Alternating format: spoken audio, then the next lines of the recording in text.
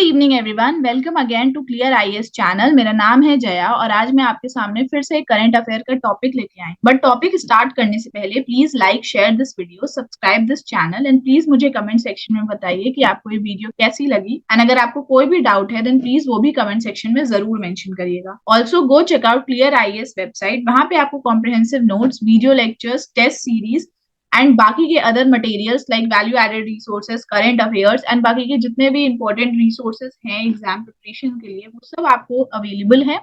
Go check out clearies.com and please like, share this video and subscribe this channel. So आज हम इस video में क्या पढ़ने वाले हैं, तो पहली तो रिसेंटली एक न्यूज आई है कि मिनिस्ट्री ऑफ एक्सटर्नल अफेयर्स के साइड से कि इंडिया होस्ट करेगा G20 summit in 2023 and plus India presidency भी अज्यूम करेगा G20 की। तो इस वीडियो में हम एक तो ये न्यूज देखेंगे और साथ ही साथ हम G20 के बारे में भी पढ़ेंगे। तो India all set to host G20 summit 2023 in New Delhi, says ministry of external affairs.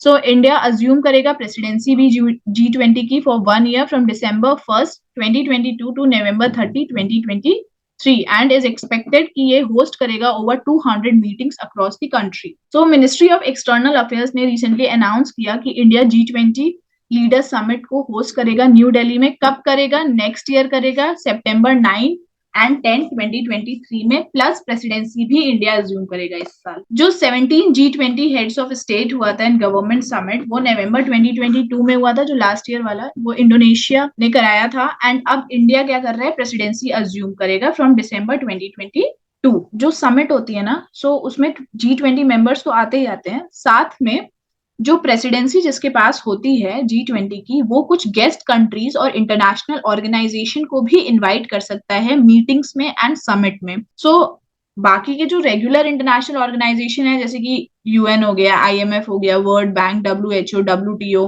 And chairs of regional organization like ASEAN, AU, ये लोग तो आएंगे ही आएंगे और G20 मेंबर्स भी आएंगे। साथ ही साथ इंडिया क्या कर रहा है? वो बांग्लादेश को, इजिप्ट को, Mauritius, Netherlands, Nigeria, Oman, Singapore, Spain and UAE को as a guest countries invite कर रहा है।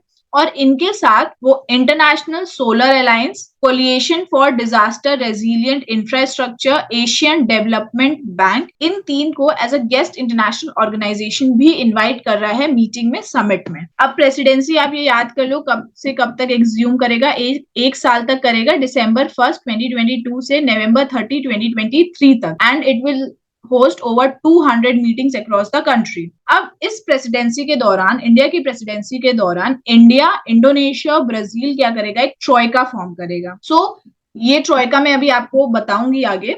सो ये पहली बार होगा कि जो 3 डेवलपिंग कंट्रीज हैं, इमर्जिंग इकोनॉमीज हैं, वो एक ट्रॉयका फॉर्म कर रही है। अब इंडिया की प्रायोरिटीज क्या रहेगी जब वो प्रेसिडेंसी अज्यूम करे? तो इस पूरे साल उनकी, एक साल तक उनकी की प्रायोरिटीज क्या है मीटिंग्स और समिट में, जो वो अपना मुद्दा जिसपे उठाएंगे, तो वो की प्रायोरिटीज इंडिया के साइड की क्या है? सो मिनिस्ट्री ऑफ एक्सटर्नल अफेयर्स ने ये बताया कि की प्रायोरिटीज इंडिया की हैं, इंक्लूसिव, इक्विटेबल एंड एक सस्टेनेबल ग्रोथ होना चाहिए, then lifestyle for environment, women empowerment, development cooperation, fight against economic crime and multilateral reforms, then digital public infrastructure, tech enabled development in areas ranging from health, agriculture and education to commerce, then skill mapping, culture and tourism, climate financing, circular economy, global food security, energy security, green hydrogen, disaster risk reduction and resilience. सो ये की priorities हैं India. अब हम troika देख रहे हैं। सो ये troika है क्या? सो ट्रॉयका में क्या होता है कि ये टॉप ग्रुपिंग होती है G20 के अंदर ही। तो इसमें जो करंट, प्रीवियस और जो आने वाली जो प्रेसिडेंसी होगी, वो जो 3 कंट्रीज होंगी, वो एक ग्रुप फॉर्म करके ये ट्रॉयका बनाती है। तो इसमें ये 2021 के अकॉर्डिंग जो बताया गया कि पहले इंडोनेशिया के पास थी प्रेसिडेंसी, उससे पहले किसके पास थी? इटली के पास थी, और फिर इंडिया क्या थी? इनकमिंग प्रेसिडेंसी थी। सो ये तीनों मिलके क्या बना रही हैं? ट्रॉयका बना रही थी। ठीक, ये लास्ट ईयर का ऐसे बताया गया था कि इंडिया हमारी इनकमिंग हो गई थी, इटली उससे, इंडोनेशिया से पहले हो गई थी, और इंडोनेशिया करंट में चल रही थी। सो इन तीनों ने क्या बनाया? ट्रॉयका फॉर्म किया। सो अब इंडिया एक ट्रॉयका मेंबर है, तो वो क्लोजली इंडोनेशिया और इटली के साथ काम करेगा ताकि वो इंश्योर कर सके consistency and continuity of the G20 agenda. मैंने आपको पहले बताया कि 1 December 2022 से इंडिया अज्यूम कर रहा है G20 प्रेसिडेंसी।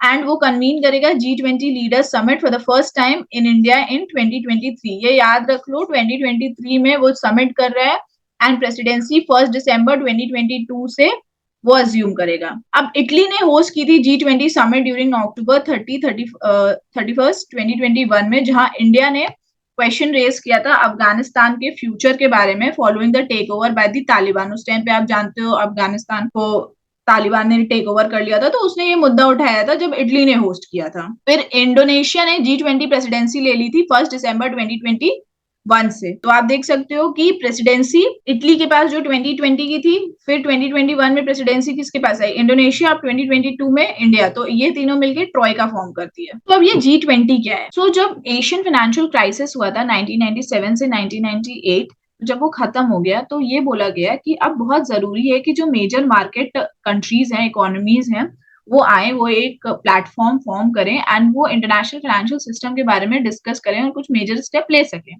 तो उस टाइम पे G7 थी, तो जो G7 के जितने भी फाइनेंस मिनिस्टर थे उन्होंने बोला कि अब G20 के हम एक सेटअप करेंगे, पूरा एक फोरम सेटअप करेंगे एंड उसमें जो फाइनेंस मिनिस्टर और जो सेंट्रल बैंक गवर्नर्स होंगे वो मीटिंग करेंगे to decide the international financial system, discuss करेंगे इंटरनेशनल फाइनेंशियल सिस्टम के ऊपर। जो मीटिंग थी G20 फाइनेंस मिनिस्टर्स की एंड सेंट्रल बैंक गवर्नर्स की, वो एक तरीके से सेंटर्ड थी on major economic and monetary policy issues amongst the major countries global financial system में। एंड उनका एम था कि वो प्रमोट करे cooperation toward achieving stable and sustainable economic growth, ताकि सारे कंट्रीज का एक तरीके से बेनिफिट हो सके। सो G20 हमारी क्या हो गई, G20 हमारी एक प्रीमियर फोरम है इंटरनेशनल इकोनॉमिक कोऑपरेशन के लिए। सो ये ग्रुप है 19 कंट्रीज का और यूरोपियन यूनियन का, with representative of international monetary fund and world bank. तो पहले हम G7 की देखेंगे। तो G7 में कौन सी हुई, कनाडा हुई, देन यूएस हुई, देन यूके थी, यूके है हमारी, फ्रांस है, जर्मनी, इटली, कितनी हो गई, 6 हो गई। एक लास्ट कौन सी है, लास्ट जापान है। तो G7 की Canada, US, UK, France, Germany, Italy and Japan, ये G7 हुई।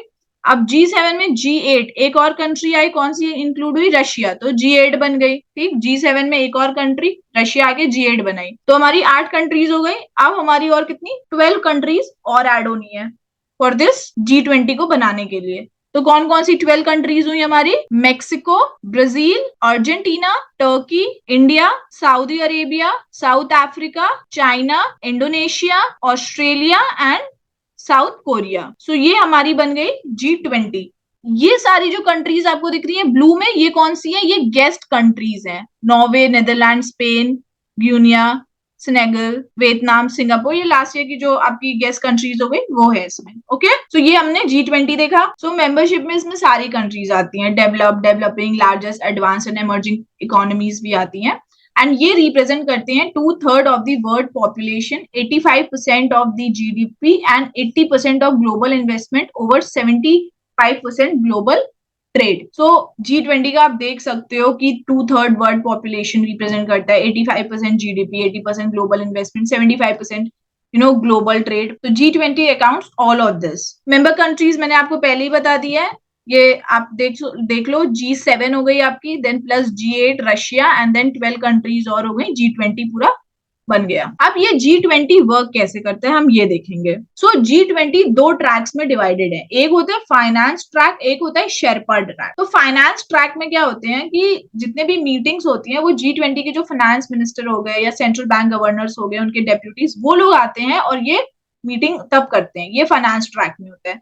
सो मीटिंग बहुत बार होती है through out the year and वो फोकस करते हैं monetary, fiscal issues, financial regulation हो गया, global macro economic policies. Actually ये 8 वर्क स्ट्रीम्स होती हैं इनकी। सो पहली हो गई ग्लोबल मैक्रो इकोनॉमिक्स, करेंटली हम बात कर रहे हैं। सो 8 वर्क स्ट्रीम्स इनकी, इकोनॉमिक पॉलिसीज, देन हमारी इंफ्रास्ट्रक्चर हो गया, financing, then international finance architecture हो गया, देन आपका sustainable finance, then 5th financial inclusion, 6th health finance, 7th international taxation, and 8th financial sector reforms. So G20 currently ये finance track है, तो उसमें ये 8 वर्क स्ट्रीम्स हैं। अब आता है शेरपा ट्रैक। तो शेरपा ट्रैक फोकस करता है ब्रॉडर इश्यूज पे, जैसे कि पॉलिटिकल एंगेजमेंट हो गया, anti corruption, development, energy etcetera. तो अभी करेंटली 12 वर्क स्ट्रीम्स हैं, जैसे कि anti corruption, agriculture, culture development, digital economy, employment,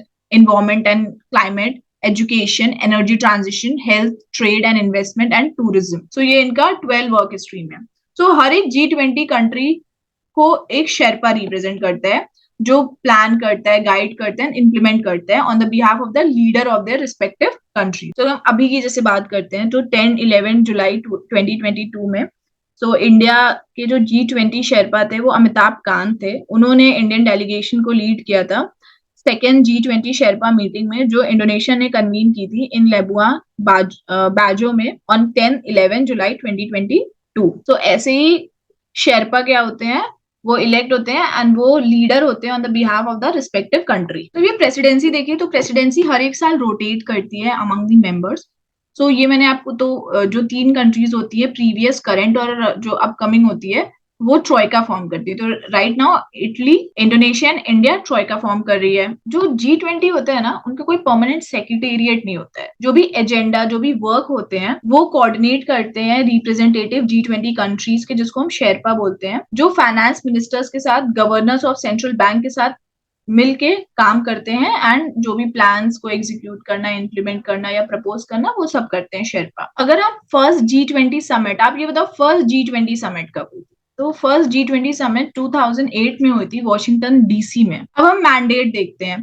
सो G20 क्या है? ये एक प्रीमियर फोरम है for international economic cooperation and ये बताता है कि जो ग्लोबल प्रॉस्पेरिटी है वो इंटरडिपेंडेंट है, इकोनॉमिक अपॉर्चुनिटीज एंड चैलेंजेस सारे जितने भी है वो इंटरलिंक्ड है, तो सारी कंट्रीज को साथ में मिलके काम करना चाहिए। देन G20 कंट्रीज क्या चाहती है कि वो लोग साथ में आते हैं, वो लोग प्लान्स प्रपोज करते हैं, इंप्लीमेंट करते हैं, सो दैट वो एक बेटर फ्यूचर हमारा प्रिपेयर कर सके। फिर मैंने आपको बताया कि कोई परमानेंट सेक्रेटेरिएट नहीं होता है, रिप्रेजेंटेटिव जिनको शेरपास बोलते हैं वो आते हैं और काम करते हैं। बट जो प्राइमरी मैंडेट क्या है इसका, तो जैसे हमें पता है कि G7 फाइनेंस मिनिस्टर्स की एडवाइस पे जो G20 finance ministers and central bank governors ने ये मीटिंग्स को रखना शुरू कर दिया, ताकि वो डिस्कस कर सके जो भी ग्लोबल फाइनेंशियल क्राइसिस हुए थे बैक इन लेट 1990s, उसको डिस्कस कर सके। तो जो प्राइमरी मैंडेट ही इस ग्रुपिंग का क्या है कि एक इंटरनेशनल इकोनॉमिक कॉर्पोरेशन हो, जिसमें अब पर्टिकुलर इन्फोसिस, हमारा मेन एम क्या होगा कि कोई भी, अब जैसे लेट 1990s में जो हमारी इकोनॉमिक क्राइसिस हुई थी, फाइनेंशियल क्राइसिस हुई थी, अब वो फ्यूचर में ना हो सके, तो उसको प्रिवेंट करने के लिए तो मेन मैंडेट इनका ये है। And it also plays a significant role in shaping the global economic agenda. From 1999 to 2008 जो फोरम थी उसने एक्साइल कर दिया, मतलब हायर रैंक आप बोल सकते हो, to make somebody rise to a higher position और rank, from a grouping of central bank governors and finance ministry to head of state. तो इंडिया एंड G20 का अगर हम देखेंगे तो as a founding member of G20, India ने इस platform को यूज किया है to raise the issues of vital importance and वो सारे इश्यूज जो इम्पैक्ट करते हैं मोस्ट वल्नरेबल चीजों को अराउंड दी वर्ल्ड। तो अब हम जैसे जानते हैं कि अब वो प्रेसिडेंसी भी अज्यूम कर रहे हैं, देन नेक्स्ट ईयर वो होस्ट भी करेगा। तो एक तरीके से ये चैलेंज भी है, ये एक अपॉर्चुनिटी भी है इंडिया के लिए कि वो अपना प्रेजेंस जो है इंटरनेशनल एरेना में वो दिखा सके, वो स्टैब्लिश कर सके, वो रिकग्नाइज कर सके। बट इस वक्त अनएम्प्लॉयमेंट की वजह से एंड पॉवर्टी की वजह से इन द डोमेस्टिक पोर्शन, तो ये चैलेंज इंडिया फेस कर सकता है while convening this meeting, while assuming the presidency of the G20 to foster its presence in the international arena. So ये कुछ challenges हैं जो इंडिया फेस कर सकता है। बट अगर ओवरऑल अगर देखा जाए तो इंडिया के पास इस वक्त बहुत अच्छा चांस है कि India can recognise its presence in the international arena. तो that's all for today. Please अपने ओपिनियन कमेंट सेक्शन में जरूर बताइएगा दैट आपको क्या लगता है कि अभी इंडिया अज्यूम कर रहा है प्रेसिडेंसी एंड इंडिया अभी होस्ट भी करेगा, तो आपको क्या लगता है कि कौन से चैलेंजेस वो फेस कर सकता है and how this can be a plus point for India as well. So please मुझे कमेंट सेक्शन में सब कुछ बताइए, प्लीज लिखिए कमेंट सेक्शन में। And thank you and have a nice day and all the best for your studies.